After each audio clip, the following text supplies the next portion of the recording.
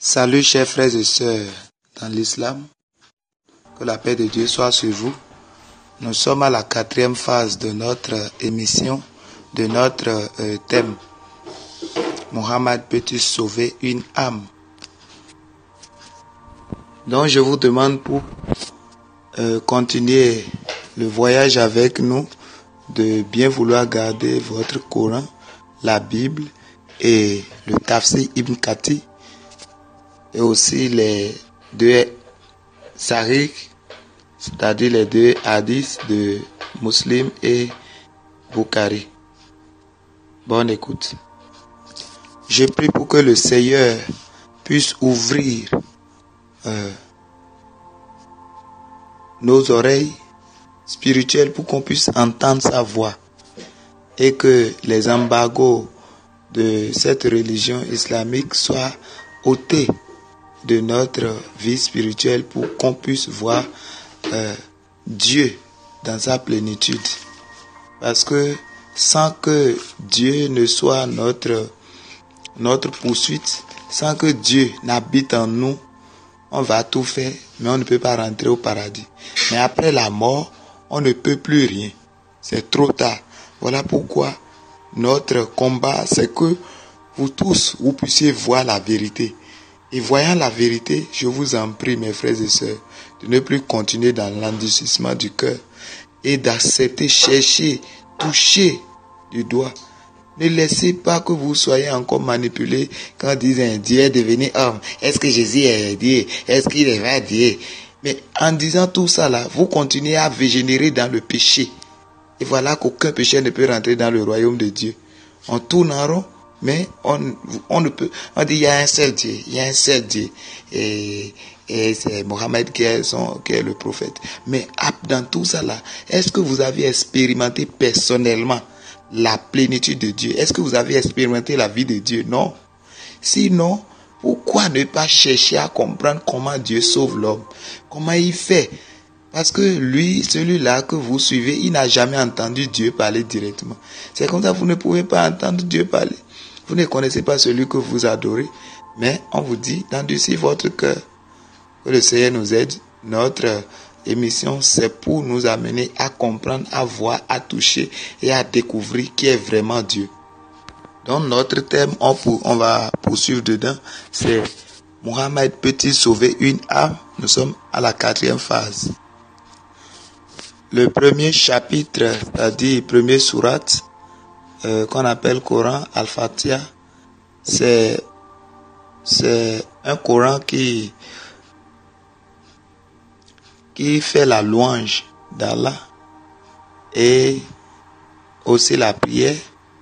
C'est de cette manière que tous les musulmans prient.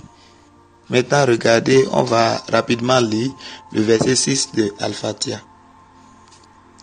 Al-Fatiha, c'est-à-dire Sourate chapitre 1 verset 6, il dit « Guide-nous dans le droit chemin, guide-nous dans le droit chemin. » Donc tous les musulmans jusqu'à la mort de chacun seront en train de demander à ce que Dieu les guide dans le droit chemin.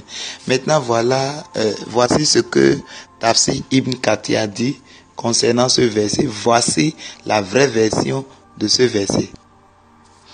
Al-Fatiha, verset 6, selon Tafsir Ibn Kathir, à la page 24, dit « Montre-nous le chemin droit. » Montre-nous le chemin droit. Dites-moi, est-ce qu'on peut demander ce qu'on a déjà? On peut demander de nous montrer ce qu'on a déjà vu? Non. C'est parce qu'ils n'ont pas encore vu le droit chemin qu'on demande à ce qu'on nous montre le droit chemin. Ce verset embrouille plusieurs érudits musulmans et chacun donne sa définition selon sa vision. Et voilà un peu ce que Ibn Abbas a dit. Toujours, je suis au niveau de Tafsir Ibn Kathir, il dit il s'agit de la religion de Dieu qui ne renferme aucune tortuosité. Le chemin, il dit le chemin en langue arabe signifie le chemin clair. Le chemin droit en langue arabe signifie le chemin clair. où on ne rencontre aucune tortuosité. Donc, et c'est d'après Ibn Abbas que je viens de lire. Il dit, il s'agit de la religion de Dieu qui ne renferme aucune tortuosité. Voici encore, selon la définition de Ibn al-Hanafiyya, ils disent, le chemin dont on parle est la religion de Dieu et aucune autre ne serait acceptée. Donc, il s'agit de l'islam selon eux. Voilà ce que Mujahid a dit. Il dit, le chemin droit est la vérité. Et Ibn Kathir continue, il dit, et cette interprétation paraît être la plus logique, qui ne contrarie pas les autres. Le droit chemin est quoi? Pour finir, conclure tout, le droit chemin, c'est la vérité. Regardez ce que Jésus a déclaré par sa propre bouche dans Jean chapitre 14, verset 6. Il dit, « Je suis le chemin, la vérité et la vie. Personne ne peut aller vers le Père sans passer par moi. » Dans Jean chapitre 11, verset 25, il dit, « Je suis la résurrection et la vie. » Dans Jean 14, verset 6, il dit, je suis le chemin, la vérité et la vie. Donc la vérité, c'est Jésus. Dans l'ignorance, on interprète, on tourne, on fait tout, sans savoir ce qu'on cherche. C'est parce que vous n'avez pas encore trouvé ce que vous cherchez, qu'on te demande toujours, montre-nous le droit chemin, montre-nous le chemin droit. Parce que pour rentrer au paradis, Jésus a dit, c'est par moi. Personne ne peut aller au paradis sans passer par moi. Mais enfin, on tourne et on continue à demander. Et toujours dans Tafsir Ibn Kathir, il continue à dire non, que si les musulmans sont déjà dans la vérité, pourquoi prier encore? Pourquoi prier, demander, et que c'est de pouvoir rester dedans? Tu es déjà dans la chose et tu demandes qu'on te montre ça encore. Vous voyez que c'est des mensonges, des manipulations et c'est des tournées pour pouvoir garder les gens en captivité. Non, mes frères et sœurs, quand même, ouvrons les yeux. On demande cela parce qu'il n'y a pas le salut dans l'islam.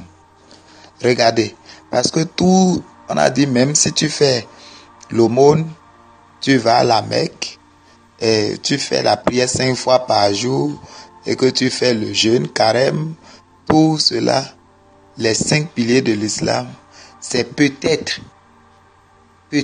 tu seras sauvé.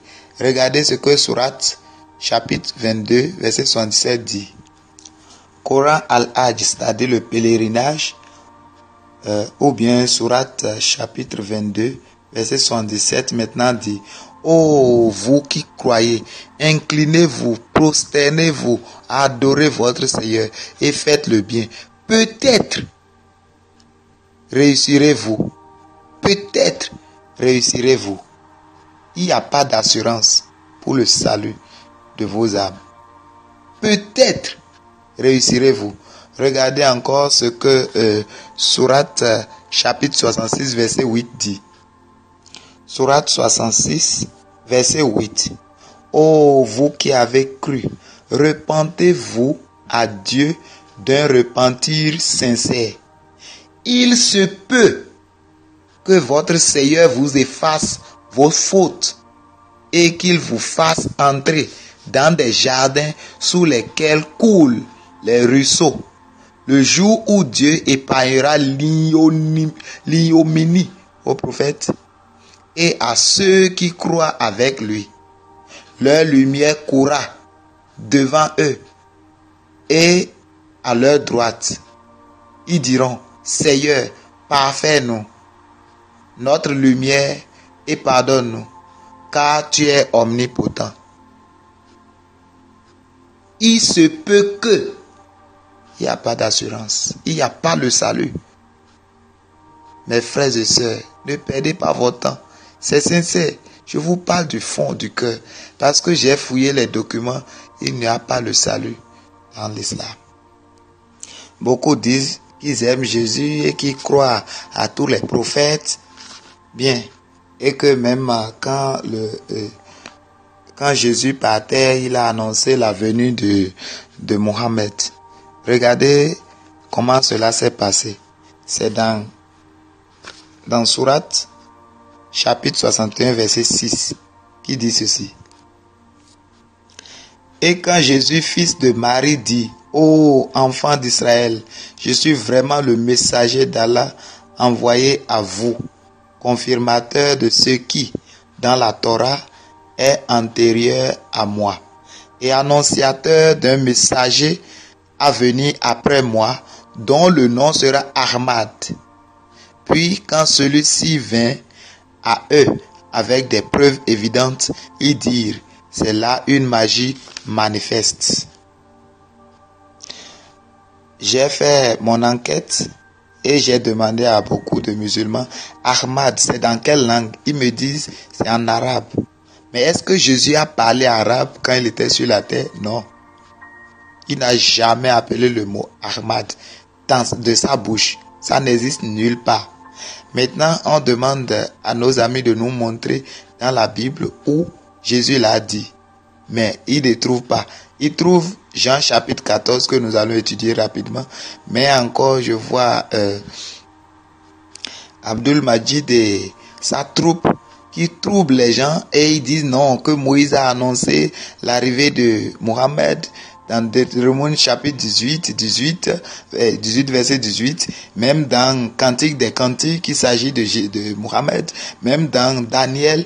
Mais est-ce qu'un verset coranique a dit que les autres prophètes ont annoncé l'arrivée de Mohammed? Non, ils ont dit Jésus. Jésus a annoncé l'arrivée de Mohammed. Maintenant, voyons là où Jésus l'a dit. Donc tous les autres tapailles, les autres montages et tout ce que les cris et tout ce qu'ils font, c'est des mensonges. Nulle part le Coran n'a dit, aucun autre prophète a annoncé l'arrivée de Mohammed. C'est Jésus on a dit. Maintenant, allons vérifier là où Jésus l'a dit. Nous sommes au niveau de Jean chapitre 14, verset 16 à 17.